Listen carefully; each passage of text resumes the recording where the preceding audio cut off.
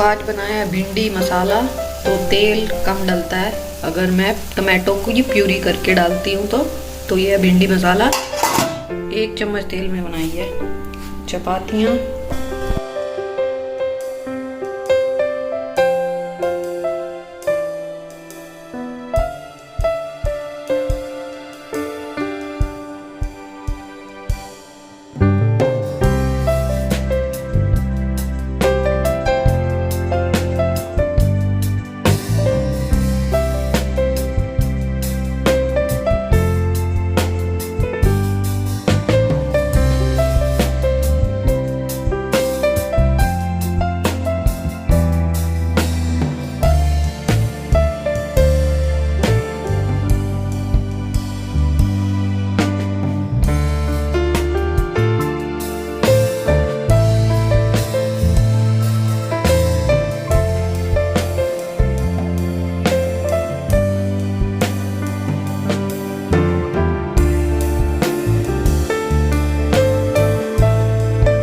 आज मैं बना रही हूँ बैंगन आलू।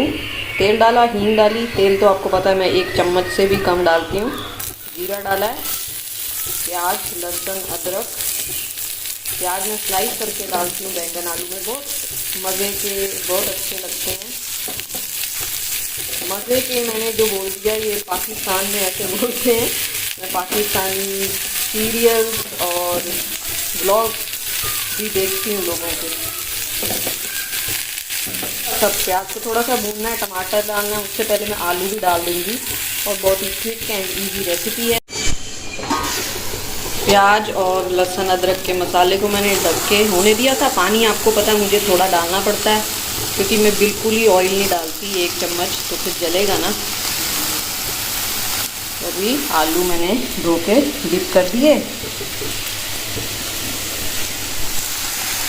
तो अभी इसमें डाल रहे हैं। आलू मैंने आज काफ़ी काटे हुए हैं, अच्छे लगते हैं बैंगन आलू की सब्ज़ी। तो अगर सुबह भी बच जाएगी तो क्या माड़ा, वैसे हम ज़्यादा फ्रेश ही खाते हैं, बट आजकल मेरे से ज़्यादा काम नहीं हो रहा तो सुबह बच भी जाएगी तो कुछ नहीं है। बस अब टमाटर डालूँगी और बैंगन।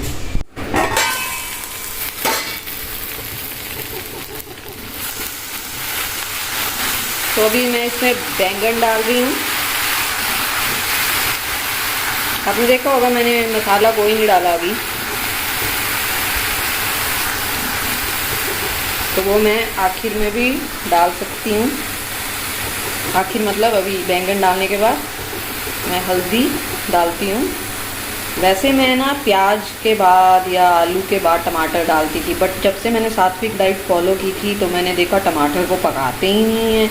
अब पता नहीं उसमें रीज़न तो यही था कि उसके न्यूट्रिएंट्स ख़त्म हो जाते हैं। तो खीरा को वो पका के खा रहे थे, जैसे हाँ जी, जैसे खीरे की रोटी बनती थी। तो मुझे नहीं समझ आया कि टमाटर के पकने से न्यूट्रिएंट कैसे ख़त्म होते हैं, जबकि वो कोर है इंडियन। कोई भी वेजी या ग्रेवी बनानी है हमने तो मैं क्या करती हूँ, आखिर में डाल देती हूँ। थोड़ा तो पका ही देती हूँ, न्यूट्रिएंट्स जैसे बोलो उड़ ही जाते हैं। तो क्या करती हूँ, सैलेड में ले लेती हूँ। बट पहले क्या था, मसाले के साथ पकने देते थे घंटों घंटों। किसी किसी चीज़ में तो वैसे ही करती हूँ, किसी किसी में जिसमें अवॉइड हो जाए उसमें वैसे करती हूँ। तो यू कैन ऑल्सो ट्राई। हल्दी थोड़ी ज़्यादा डल गई मेरे से, मैंने पैकेट से डाली है। तो मेरी कन्फ्यूजन ज़रूर दूर करना कि खीरे को कैसे पका के खा सकते हैं और टमाटर को कैसे नहीं।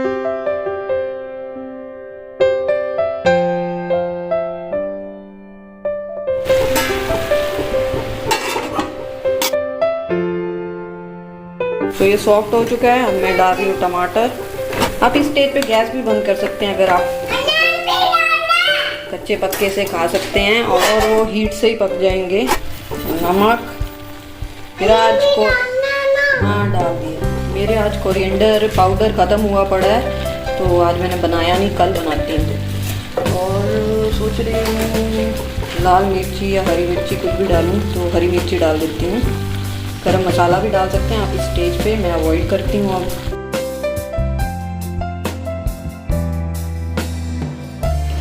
तो ये आप देख रहे हैं कैसे कच्चे पक्के दिख रहे हैं, फिर भी मैंने 2-4 मिनट तो पकाए हैं, फिर भी ऐसे दिख रहे हैं। मोस्टली मैं पहले कुक करती थी तो वो साथ में रल जाते थे, बट ऐसे भी टेस्टी लगते हैं। अगर आपको दिखाने नहीं है ना तो आप थोड़े से ऐसे मैश कर सकते हो तो एक साथ हो जाते हैं। जब से मैंने सात्विक डाइट फॉलो की, मैंने पहले भी मैं विश्वास करती थी कम की कुक की हुई चीज़ों को खाने में। आपको पता ही होगा, जो लोग मेरे को 2-4 सालों से फॉलो कर रहे हैं, तो मेरा दूसरा चैनल है ब्लॉग का। तो मैं कढ़ाइयों में बनाती हूँ, हांडियों में बनाती हूँ, प्रेशर कुकिंग कम करने की सोचती हूँ। तो जब मेरे को पता चला कि टमाटर को पकाते नहीं हैं ज़्यादा, तो मैंने फिर ऐसा करना शुरू किया और फिर भी टेस्टी लगता है। हाय गाइस, बहुत टाइम हुआ था आपसे बैठ के ऐसे बात की हो, तो हैप्पी होली मैं करना ही भूल गई और ना मैंने शूट किया। बट मैंने यूट्यूब पे दोनों चैनलों में शॉर्ट्स डाले थे, आप देख सकते हैं। मैंने कुछ सेलिब्रेट नहीं किया, घर में ही मंदिर में जो तिलक वाली हल्दी होती है वो लगाई थी फेस पे, हुनर के लिए, शगुन के लिए। और उसमें फिर बाद में सिंदूर भी मांग लिया था, तो वो भी लगा दिया था। बहुत गर्मी है तो आपको फैन की आवाज़ आने वाली है। खाना बन गया, बैंगन आलू आपको बता दिया मैंने कैसे बनाए हैं। तो हैप्पी होली आपको विश करना भूल गई थी, तो कर दिया। ये 2 बार ना सींग की तरह रहते हैं, कंघी करनी स्टार्ट करूँगी ना तो शायद बैठ जाए। अभी नहा धो के आई हूँ तो थोड़ा ठीक लगता है, मतलब 1 घंटा ही चलता है नहा के, फिर से गर्मी गर्मी गर्मी गर्मी गर्मी गर्मी, बहुत गर्मी हो चुकी है पुणे में। तो यही सब था, थोड़ा बातचीत कर ली आपसे। आज ज़्यादा क्लीनिंग का काम नहीं था, झाड़ू सा मारा बस टेरेस पे, घर साफ ही था। बर्तन थोड़े से किए हैं, पेंटिंग चल रहे थे मेरे तो प्लेट्स और बॉल्स पे लगा दिया साबुन। खाना खाने के बाद फटाफट कर दूँगी। और अब लोगों को पता ही होगा, जब से मैं फिर हैदराबाद से फिर से पुणे शिफ्ट हुई थी, तो उस पिछले घर में बहुत कॉकरोच दिखते थे, उस बिल्डिंग में बहुत कॉकरोच थे। तो 1 साल रहने में भी, 1 साल 1.25 साल रहे थे, 3 बार करा लिया था 9 महीने के पीरियड में पेस्ट कंट्रोल। तो बाद में समझ आया, मैंने देखा नीचे बिल्डिंग में ही काफ़ी दिख जाते हैं, तो उस बिल्डिंग में बहुत थे, तो चाहे कितना भी करा लो, अगर आपकी बिल्डिंग में हो तो फिर नहीं जाते। हैदराबाद में जहाँ पे मैं रहती थी वहाँ एक कॉकरोच नहीं दिखा था मुझे।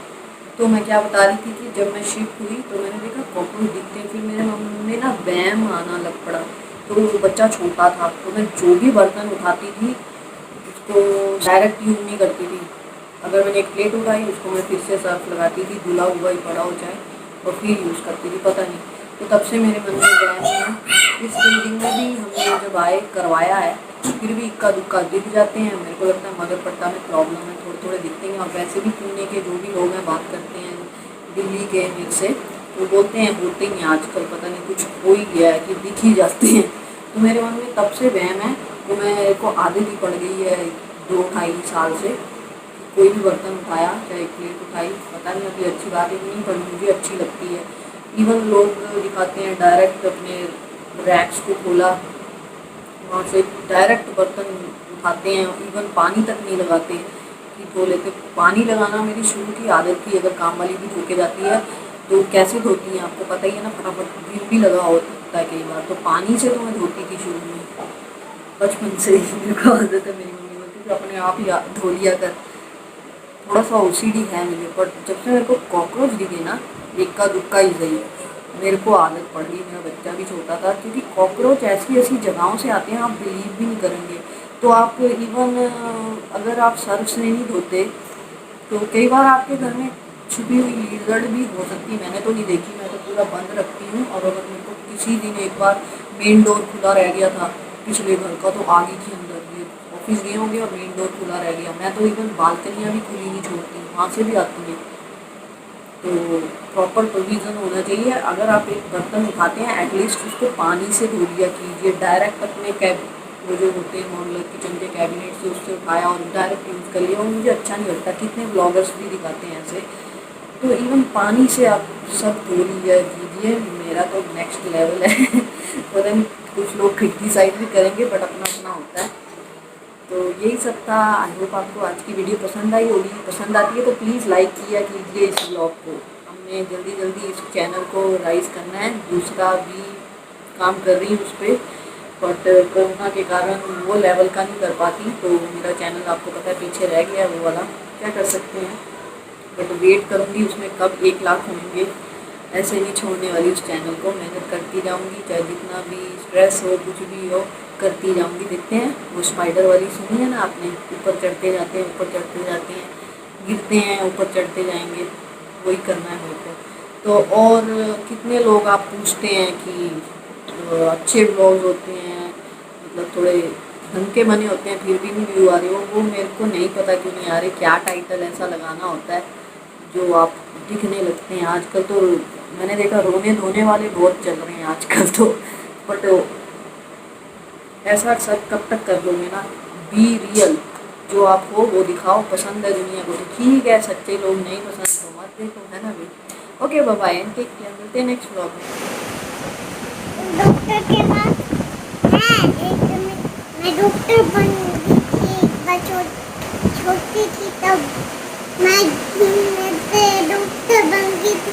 एक बॉक्स था, फिर मम्मा ने गोदी में उठा लिया था और मेरे को बहुत सारी जांच से लग, तो फिर मेरे को कैंडी खा के पूरा खा लिया। फिर मैंने डस्टबिन में डाल दिया